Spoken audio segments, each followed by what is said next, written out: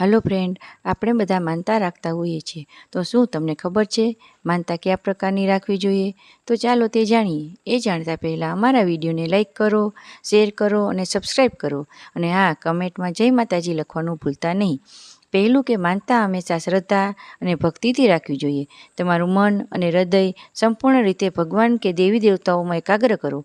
ખોટી આશાથી કે સ્વાર્થથી નહીં, પણ શ્રદ્ધાથી માનતા રાખવી જોઈએ. તે શ્રેષ્ઠ હોય છે. બીજું કે નિયમિતતા રાખો. જે નિયમો તમે નક્કી કરો છો, જેમ કે ઉપવાસ, જાપ, વ્રત, તે નિષ્ઠાથી પાડો. ત્રીજું કે સાત્વિકતા રાખો. ખોરાક, વિચારો, વર્તનમાં સાત્વિકતા રાખો. દુષ્ટ ચિંતન, ગુસ્સો, આળસ અને ખરાબ સંગતથી દૂર રહો. ચોથું કે માનતા દરમિયાન દાન પૂર્ણ કરો. જરૂરિયાતમંદને મદદ કરો. અન્નદાન, કાપડદાન કે સેવામાં પણ માનતા પૂરી કરો.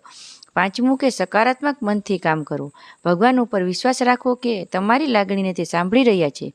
માનતા પૂરી થાય કે ન થાય, તમારા વિચારો અને જીવનશૈલીમાં ફેરફાર ન આવવા દેવો જોઈએ. છઠ્ઠું કે માનતા હંમેશા એવી રાખો કે આપણે બીજાને મદદરૂપ થઈ શકીએ. જેવી કે કીડીને કીડિયારું પૂરવું જોઈએ, ગાયને ચારો દેવો જોઈએ, ગરીબ લોકોને અનાજ દેવું જોઈએ, પક્ષીઓને ચણ નાખવું જોઈએ વગેરે. તો તમને અમારી આ માહિતી કેવી લાગી તે કમેન્ટ કરીને જરૂર જણાવજો. જય